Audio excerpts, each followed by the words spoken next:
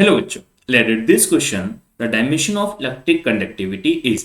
हमसे इस क्वेश्चन में इलेक्ट्रिक कंडक्टिविटी का डायमेंशन पूछा गया है। आइए हम सॉल्यूशन करते हैं।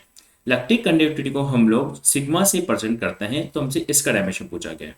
हम जानते हैं according to Ohm's law current density is always be equal to sigma into E होता है, जहां पे ये किस में रिलेशन है, करंट डेंसिटी और इलेक्ट्रिक फील्ड में रिलेशन है, जहां पे जे आपका करंट डेंसिटी है, करंट डेंसिटी है। और करंट डेंसिटी का जो फॉर्मूला होता है वो हम अच्छे से जानते हैं। करंट डेंसिटी हमेशा करंट अपॉन एरिया होता है। तो अगर हम इसका डायमेंशंस भी देखें तो करंट का डायमेंशन A1 होता है, एरिया का डायमेंशन L2 होता है। तो यहाँ पे हम देखेंगे करंट डेंसिटी का डायमेंशन A1 और L-2 हो जाता है। और यहाँ पे हम E को देखें तो E हमारे पास इलेक्ट्रिक फील्ड होता है, इलेक्ट्रिक फील्ड होता है। तो अगर हम यहाँ से इलेक्ट्रिक फील्ड का डायमेंशन देखें तो इलेक्ट्रिक फील्ड का फॉर्मूला हो जाएगा फोर्स अपॉन चार्ज हो जाता है।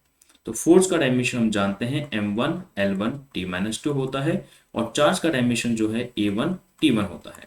तो फाइनली हम यहाँ से इलेक्ट्रिक फील्ड का डायमेंशन देख पाते हैं कि वो m1 यहाँ पे L1 T-3 और A-1 हमारे पास इलेक्ट्रिक फील्ड का डायमेंशन आ रहा है।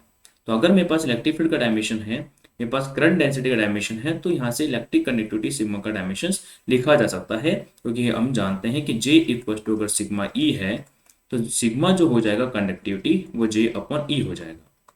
तो J की जो डायमेंशन है वो हमने कैलकुलेट कर ली है। करंट डेंसिटी डायमेंशन हमें पता है कि A1 L-2 है, तो करंट डेंसिटी डायमेंशन हमने यहाँ पे पुट कर दी A1 L-2, A1 L-2 हो जाती है। इलेक्ट्रिक फील्ड की जो डायमेंशन है वो भी हमने यहाँ पे कैलकुलेट कर ली है, ये L-2 है।